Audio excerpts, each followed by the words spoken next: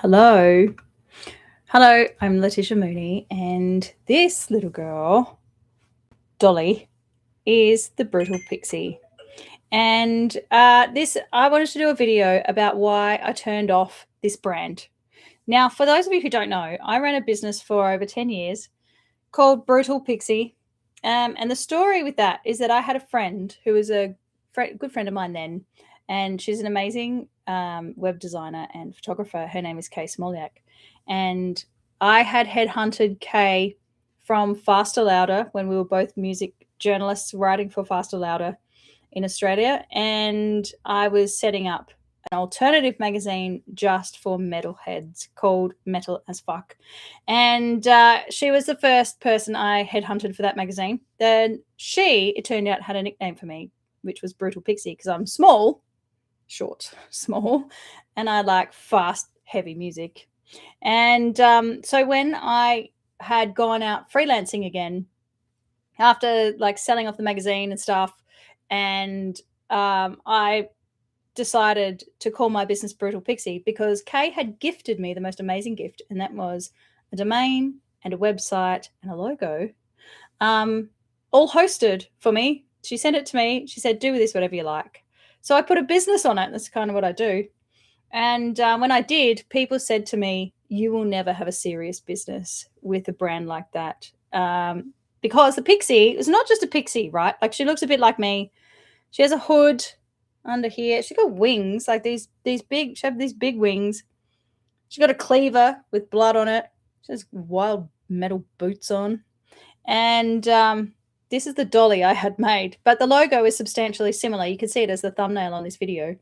And everyone said to me, "You won't have a serious business. You will never sell to lawyers or accountants or engineers or like quote unquote boring people." And they were all telling fibs, basically, because it doesn't matter really what your brand is as long as your relationships with people are good. If you've got a bit of a personality, it's nice to have a brand to match.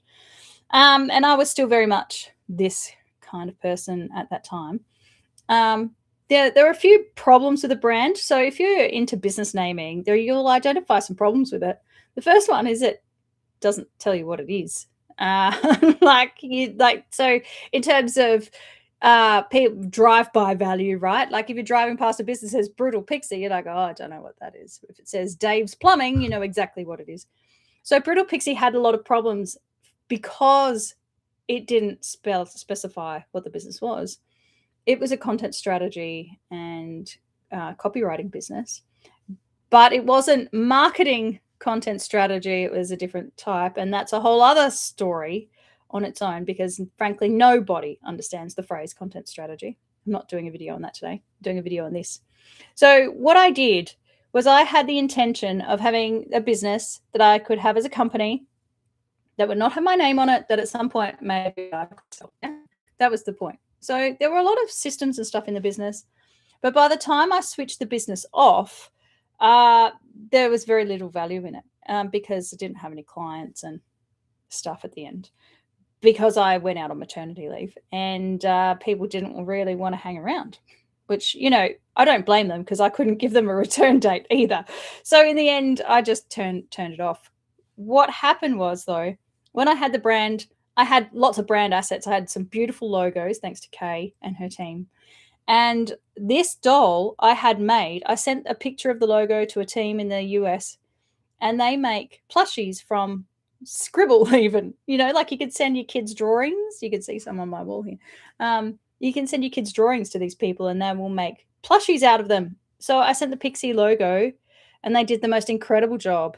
And what I used to do was take this doll with me to meetings, and people that had never met me before would just kind of cuddle her, because she's really soft and she's kind of warm and flesh-like and very, very cuddly. And it was all good feels straight away.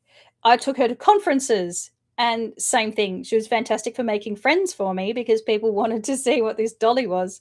There's a friend of mine who's an amazing content strategist. She's in London now. Her name is Rahel Bailey. I remember meeting her at a conference in Melbourne, and she said, "What's with the little witch?" And I went, "Oh, I didn't see it as a witch, but there you go. She was from Canada. I'm from Australia. I'm a metalhead. She's not. Like, there's a lot of things that can go wrong in that translation.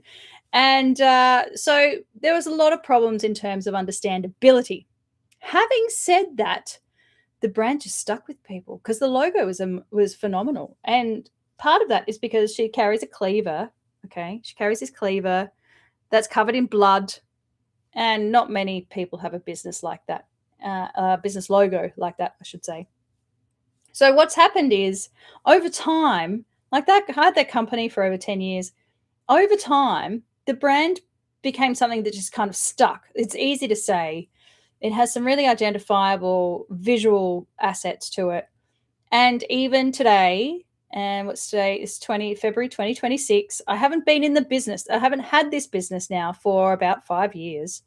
And I still get referrals from people looking for Brutal Pixie. They don't remember my name. They might not have even met me. They might not have even known my name to start with, but they remember the brand. And that's amazing.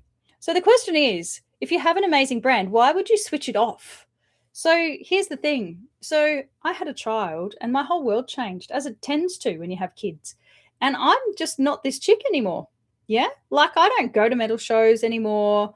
I don't listen to a whole lot of metal anymore. There's some choice bands that we really appreciate in our house and that my little guy's really into. But I'm just not flat out a metalhead anymore. I'm not in the music industry. I don't have the soulful connection to the brand that I used to. And also the business just wasn't doing what I was hoping it would do. When I went out on maternity leave, I never gave people a return date because I didn't know what I would want to do when I came back. And after I had my child, doing marketing content for people, which is what I ended up doing because content strategy is such a niche business and I just wasn't good at selling it, frankly. And but the marketing content was to fulfill like SEO and algorithms, and the value in terms of life to death for people is about this big, right? Life, it's like it had no value for me anymore. So I was like, oh, there is no way I want to go back to doing that work. It was drudge for me. And what I was doing instead was coaching people. So what I did was I rebranded, and I rebranded as a light bearer because now I shine light into people's lives and help them work out what's going on.